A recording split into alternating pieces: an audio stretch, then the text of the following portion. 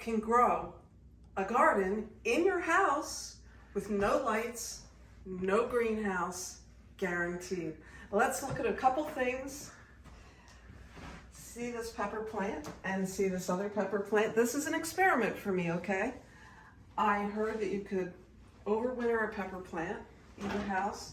Now this one, I left this branch because I want this pepper. So anyway, but the idea is, what I've seen is you clip it down, you take all the leaves off, you get one of the most healthy ones. This was healthy when it had leaves, and you plant it in the house and you overwinter it. Now, we shall see how that does. Just as a comparison, I dug one up and I potted it with the leaves. I cut off some of the branches, and I'm very interested to see what happens to these pepper plants. Anyway, these are two examples here of tomatoes. This is pink bumblebee. That's one of the cherry tomatoes that's magnificent that was in the greenhouse this year. And I simply took branches off a couple of the plants. I put them in water and allowed them to root. Once they rooted, I planted them. And get a load, please don't throw containers away that you can use. Don't go buying expensive pots at the store for $10 for some pot. Use your old juice containers, use your old milk containers. And now it's dripping on me, so I'm gonna put them down. Anyway, here are two more examples. These are basil plants that I grew from branches that I stuck in the water. And there's whipping cream. Any of you who saw my ice cream video, that's where the ice cream comes from, whipping cream. So anyway, free containers, be sure to poke holes and be sure to put them in something that's not gonna leak. But these are just a few of the plants we're gonna watch through the winter, see how they do. And now we're gonna go to step 2. Here in my kitchen, we have some nice windows. And instead of just cleaning my windows like I should, I put things in front of them.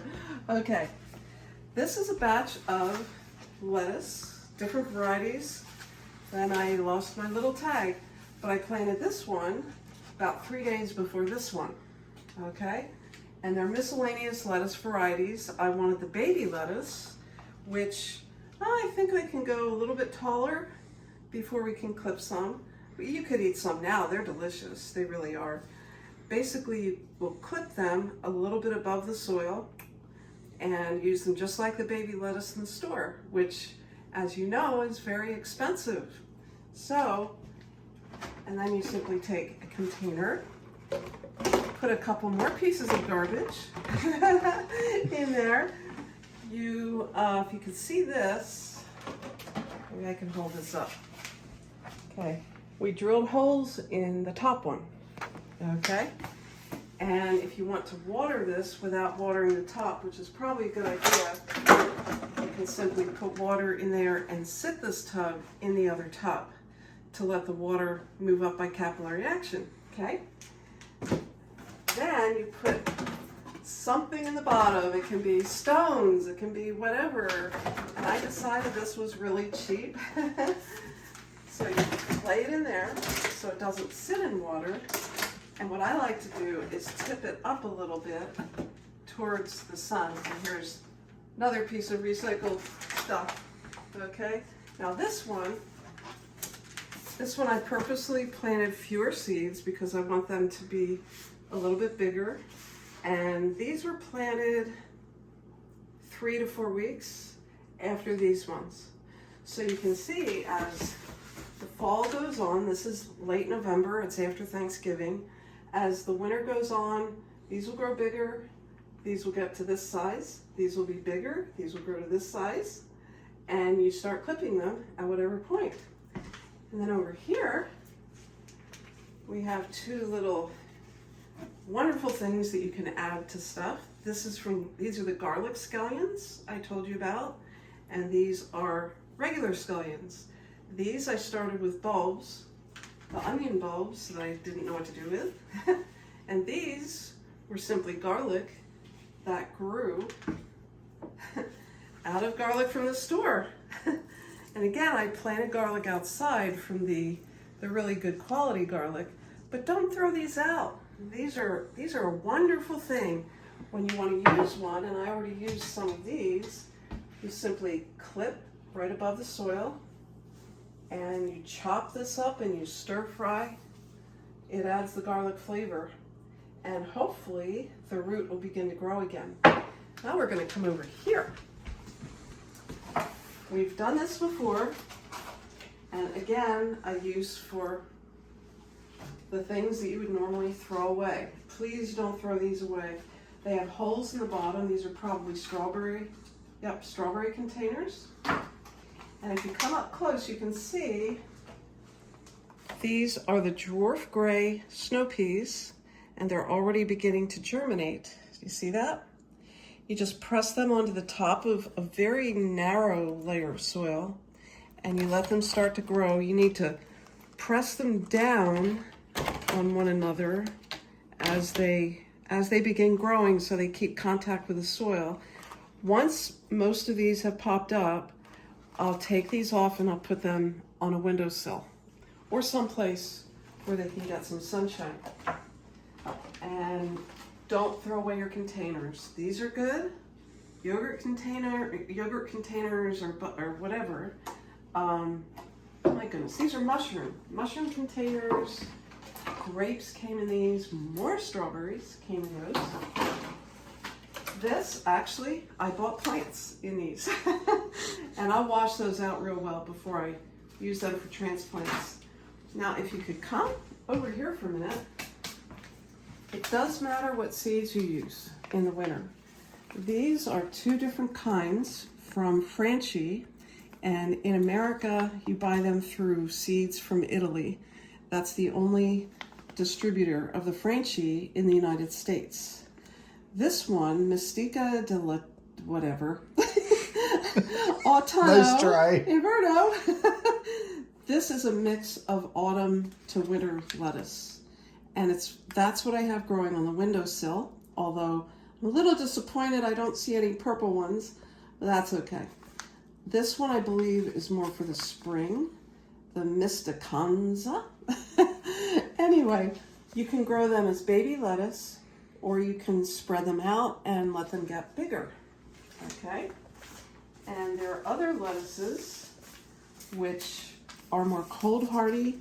I might start some of those in the house in things like this to move out into our hoop house, which I should have started a month ago and I didn't. So anyway, Brewery is from Adaptive Seeds, and this is specifically bred for greenhouse and cold frames.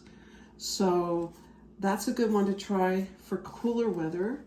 Carmona Red was from Roars, and that's cold hardy. I actually have used this before in the greenhouse. Blushed Butter Oaks, that's from Fedco. That's also cold hardy. I've never done it. It's supposedly green with little pink blotches. Grand Rapids is a very well-known leaf lettuce, and it's cold resistant. This is like 40 to 60 days. This one was beautiful. As you can see, I have not yet opened it. This was also from Franchi. It's called Passion Brune, and they say it has good cold resistance. All year round, I just figured, well, it says all year round, so maybe it means winter too. And then we have Calura. It's heat and cold resistant from Adaptive Seeds. And another one from Adaptive is Brown Gold Ring, very cold hardy. So these are some of the ones I'm going to try in the hoop house once I get them started. These two I've done before in the hoop house. You could probably do these on your windowsill. They're Chinese cabbages, different kinds. This one, the Tokyo Bacana, is only 44 days, but now that's 44 days in the spring or fall. In the winter, they're going to grow a lot slower because of the lack of sunlight, okay? Day length. This one is a very loose leaf Chinese cabbage called Chiramin Hakuse. And this one, They said it's lettuce-like. It takes about 50 days, about 2 months, very loose, floppy heads, and it's actually so mild. It does kind of taste like lettuce, but it's cabbage. Cabbage is extra good for you. Here are two things. As you can see, this arugula was from 2008, and I still have not opened it. 2018. Sorry, 18. I have a problem. I don't really enjoy the bitter flavor of things. So I've been saying I want to try arugula. It's extremely good for you. I just haven't done it yet. Okay. This is another one. Broccoli rabe. It's the quarantina, which in Italian, I suppose, means 40 days. It's also from Franchi. But when I spoke to the person at Franchi, she said that it's actually 28 to 33 days. And you would harvest any kind of broccoli rabe you harvest before the little broccoli things open up. And that's also supposed to be a kind of a bitter type of vegetable. But I'm willing to try something if it grows well really fast. Then we have the kales. Red Russian is not quite as cold hardy as dinosaur kale, which is also called, oh my goodness, Italian Nero Toscana, I don't know. And Dwarf Blue Curled Vates is another one that's pretty cold hardy. Then you have collards. I grew the Alabama blue ones a couple years ago. Green Glaze is very well known, and these were from Southern Exposure Seed Exchange. Those are good. And this will be a total interesting experiment. Beans in front of the window. We'll see. We'll see how these go. These are bush beans. One is purple teepee from Baker Creek. One is Maasai from Pine Tree. Both of them are bush beans. The Maasai is only 47 days. This one is 2 months. So I'm counting a little more on the Maasai. Now, one thing when you plant beans, you should moisten the soil, and this looks really nasty, but it's not. Yeah, it's nasty, and you have to buy this new every year. This is a seed treatment, which gives these bacteria that help beans to put more nitrogen in the soil, and also to be a little more prolific. There are lots of different brands. You can buy it probably through any seed company that knows what it's doing. So anyway, so back to the title, if I can get this junk off my hands. This is, yeah. You can grow something. You can grow something in the winter in your house. And it's really, really exciting. It's a fun thing to do. Even if you only get a few baby lettuces, even if you only have some of those things that grow from the garlic.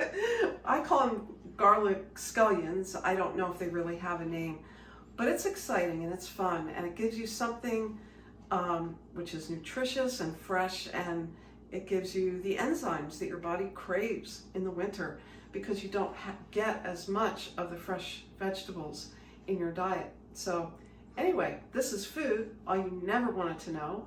And please share, like, subscribe. Take care.